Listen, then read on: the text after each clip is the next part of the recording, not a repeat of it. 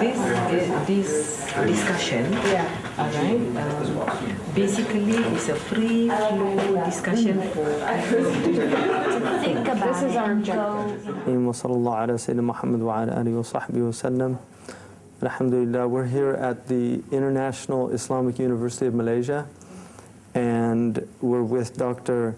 Zaliha Kamaruddin, and you're a professor of comparative family law, and you're also on the Shura Council in one of the states for Selangor for Ifta, for giving legal fatwa.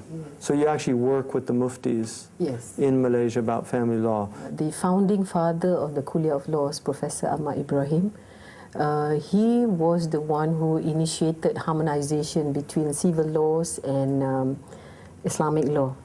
And because of the two legal systems in Malaysia, for personal laws, for the non-Muslims we have the civil law, and for the Muslims we have the Sharia law. And we thought that having it side by side, parallel, when it comes to conversion, it doesn't work out that way.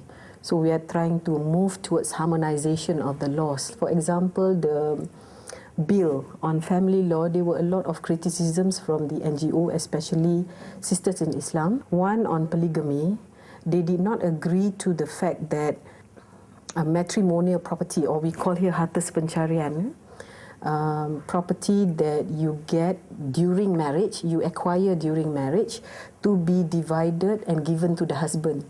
Because to them, the husband is the person who gives nafakah to the wives. So when they are divorced or he wants to get married to another wife, he should not get a portion of whatever property they get from the marriage. A group of us, we form another group and say, why not we come out and draft a clearer definition on what is harta pencarian, and we define in terms of issues where a man could get half of the property or 1/3 of the property. And there is an issue on polygamy. It means that, for example, if a man married in 1980, right, and then he wants to marry again the second wife in 1990, the property will be apportioned before the second marriage.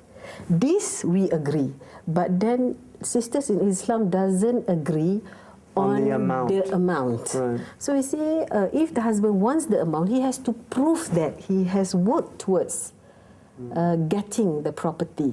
They say they don't agree because they say no, man will, they get another wife, they get property, so this is not fair. But the Sisters in Islam, they are looking at it from the women's perspective. Yes, it sounds like. So we have an open dialogue and tell them to come.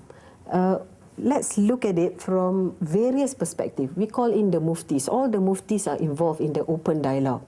They have the muftis, I think 4 muftis attended, a few from the NGOs, a few from the universities representing the academics, and we discuss it. At the end of the day, I guess they are satisfied, or all parties are satisfied. Yes, and it's very useful that you are working with the muftis. I mean, doesn't it make a difference in the way that you approach the laws? Yes, there are 1 or 2 muftis who doesn't agree with some of the views because according to them, there's no such thing as harta pencarian. But we tell them this is the history, this is our culture. When woman and man goes to the field and work, the woman should get their shares because they don't just stay at home and do nothing. They worked.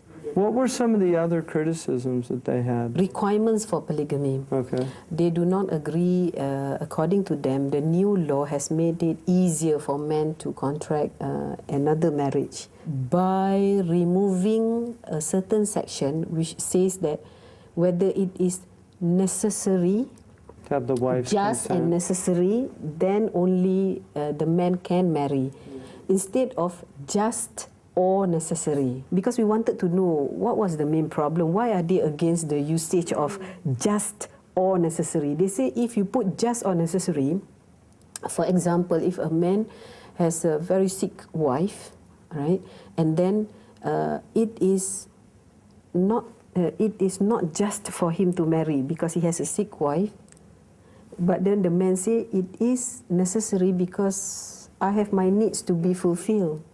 So it is not just, but it is necessary. So they were discussing about these issues. But at the end of the day, we found out that because many women became victims of polygamous marriage in Malaysia. The Arabs call a second wife, in the Arabic language, darra, or darra, you know, which means the harmful one, right? And you know, they understood very well what polygyny does to a family. It definitely has an effect. And most polygynous situations harm the first wife. The second wife often wants to get into the relationship for whatever reasons. Could be economic, it could be that she's genuinely in love with the person, whatever.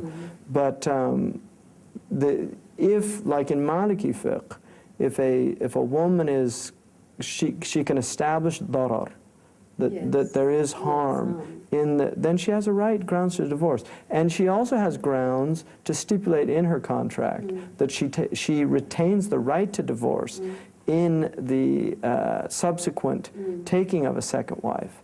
So that's not in Shafi'i, but in, no, not in Malaysia. But in Maliki law, and I mean, I actually feel like that should be something that they should think about incorporating into the legal system, because to me it's equitable. In Malaysia, what would they do? If the husband wants to practice polygamy, he has to fill in all the necessary forms, and the judge will call the present wife and ask whether she can take it or not.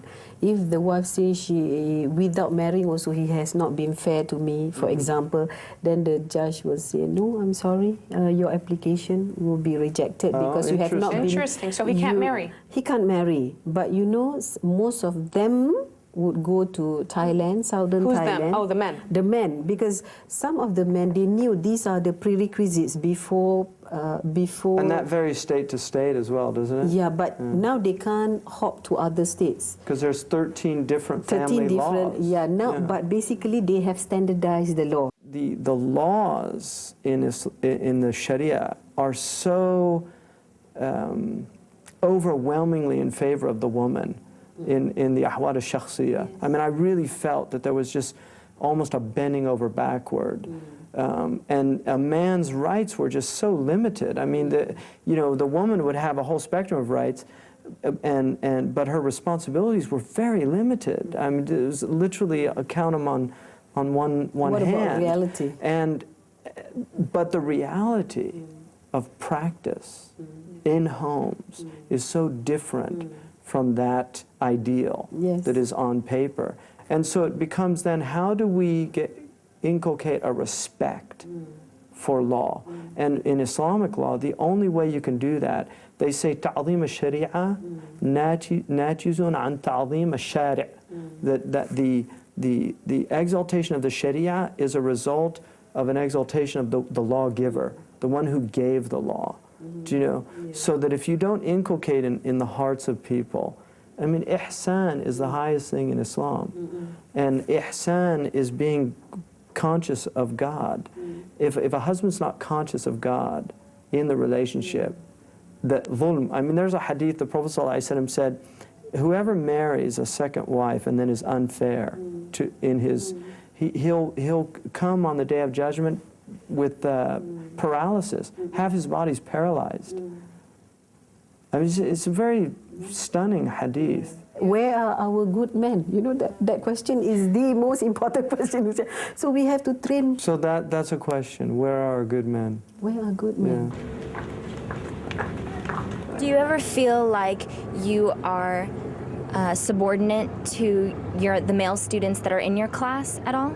Okay, I never felt like that because I think there's no such thing as subordinates in terms of gender. Okay, I think all of us are the same. You know, unless if you're given a post in a society or something, that's a different thing. What is your experience as a Malaysian woman studying in this university? I mean, I see that you integrate, it's a mixed environment, you integrate with men, and you must have colleagues and teachers who are men. How is that relationship? I suppose what the university is trying to do is, to a certain extent, try to bridge that gap. to sort of, okay, you can have your freedom, you can have your rights, but within the limitations. And I think so far it's doing quite a good job. We're supposed to be equal. I don't see there's supposed to be any higher or lower or second-class citizens or anything like that. And there shouldn't be.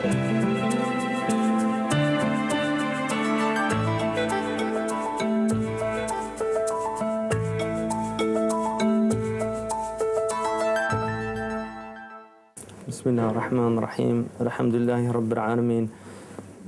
We're speaking today, inshallah, with Sayyida Shifa al-Attas.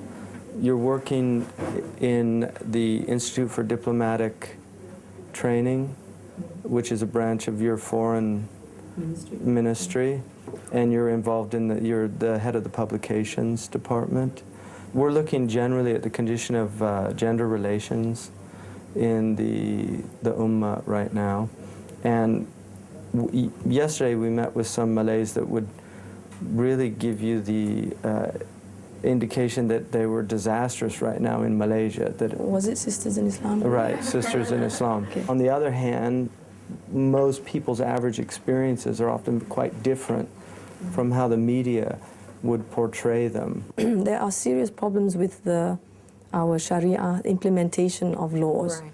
You know, But the Quran is very clear, and the courts can and do give just pronouncements. But then at the end of the day, how do you implement it? But then that's a problem everywhere. Not just here. Yeah, that was my point, is that these are global problems, and I find Malaysia, out of all the Muslim countries, is one of the best countries I think so, and that's why I say I'm comfortable living here, you know. I mean, I'll give you an example from my own personal experience. I mean, I actually managed to get from the Sharia court the what do you call this, the state to intervene to deduct salary from the employer of my husband.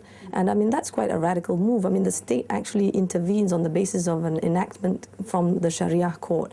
And my non-Muslim friends in a similar predicament were very impressed. They said, wow, you know, you can actually do that, you know, because they said, because of the we can't, we just, you know, we don't have that sort of legal rules, you know, at our disposal. As a woman, what do you think that some of your challenges are that you deal with in Malaysia or in other Muslim countries as well? I think the biggest challenge is the fact that everywhere in the world, not just here, you know, but there's a, I mean, God and is being removed from all aspects of our lives, so that in the end, you know, we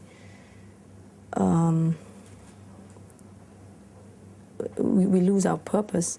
And I mean, I think that, like, I have 2 little children, and I sometimes worry. I think, you know, what's the world going to be like for them when they're old, and how are they going to deal with it, you know? Because even now you have, I mean, like last week I think I was quite shocked to see in the paper a report about a Dutch pedophile.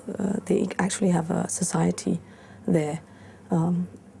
And they were pushing for legalizing pedophilia and also legalizing, you know, sexual relations with children and doing away with age barriers. And they were talking about, you know, our rights, you know. And I thought that was very, very frightening, you know, because people, I think people, at least certainly politicians, you know, they go on and on about rights, you know, but that word actually is connected to human, the human being, right? It's human rights.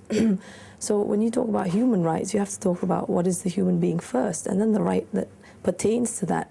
So I mean, if you're talking about there's not people really a who are actually no longer behaving like humans, basically pedophiles, yes, then therefore you cannot say that they have those rights, you know, and that kind of thing. We don't really even have a word, because they're not even bestial. It's not really fair to call them animal-like, because animals don't behave that. For me, there's so much bashing of the Muslims right now. Our media in the West is very attracted to those type of things. They want to amplify those aspects of Islam and just completely downplay the fact that our families are much more integral than Western families still. I mean, Muslim families are moving towards parity, but at the present current conditions, there is a much stronger family network in Muslim countries, which is absolutely clear and undeniable. Westerners recognize that No, when they visit. Yeah, they do when they see it. Yeah, no, I lament. I mean, I was in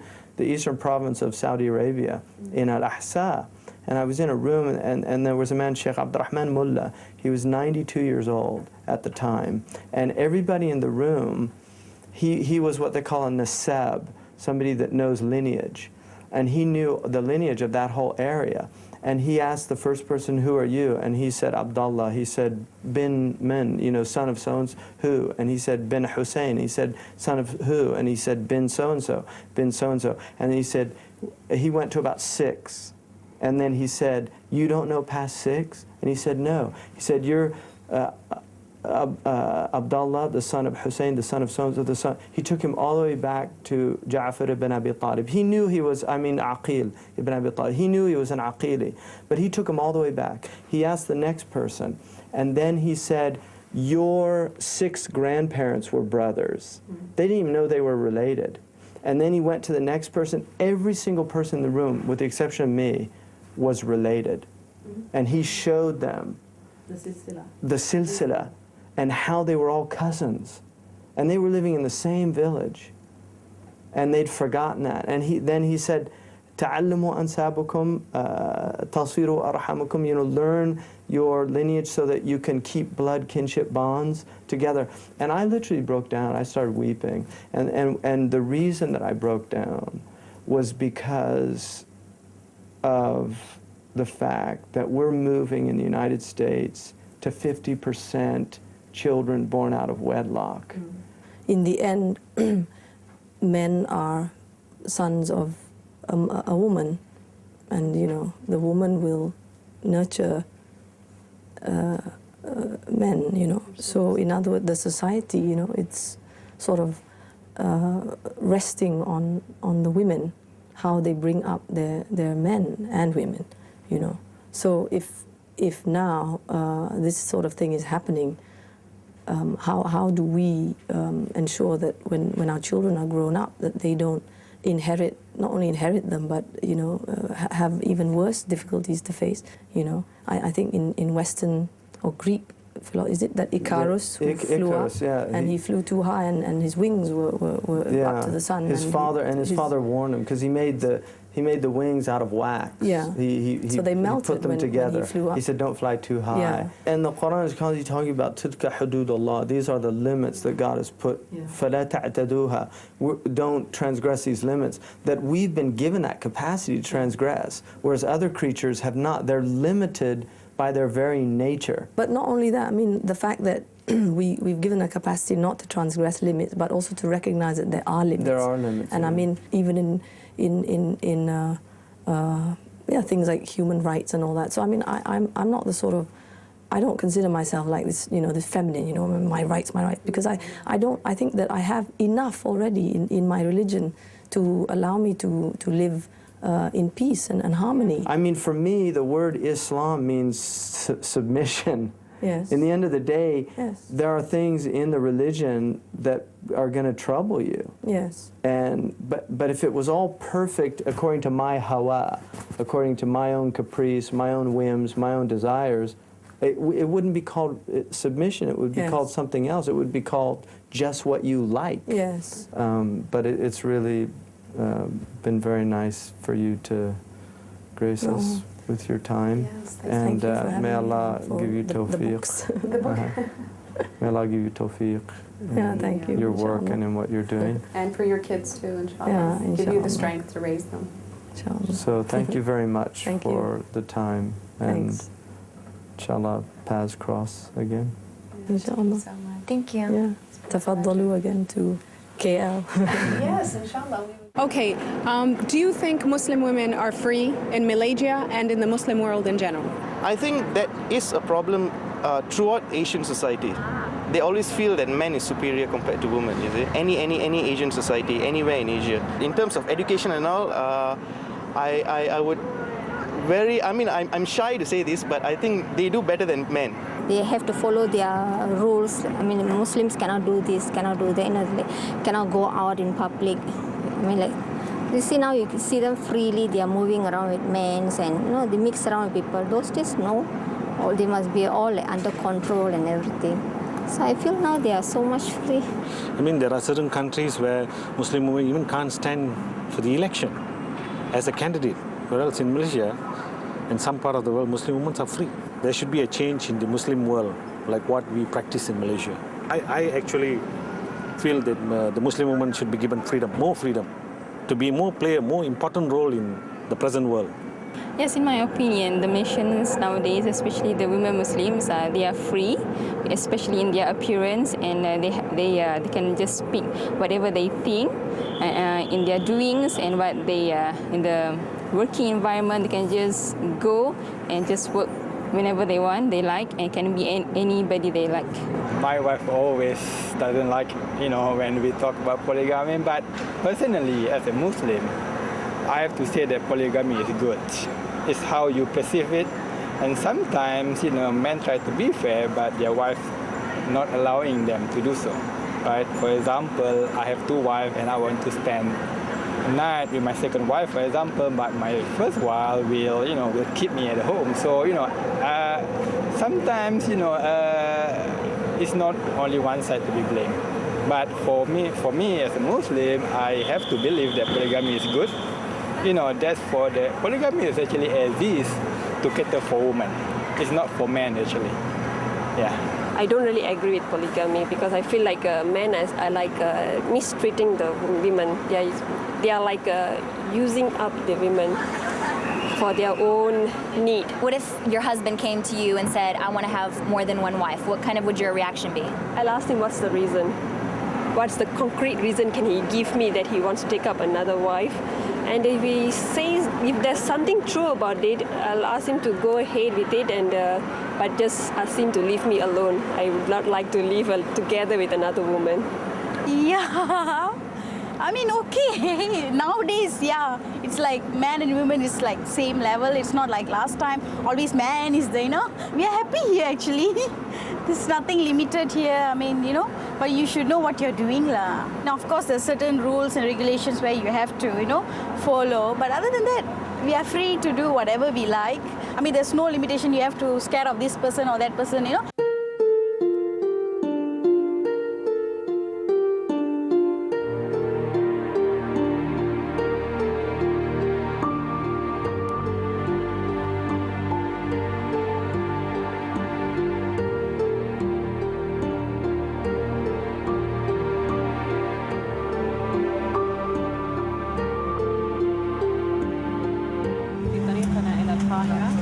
خلصنا من ماليزيا وإن شاء الله انطلقنا إلى القاهرة. نراكم إن شاء الله.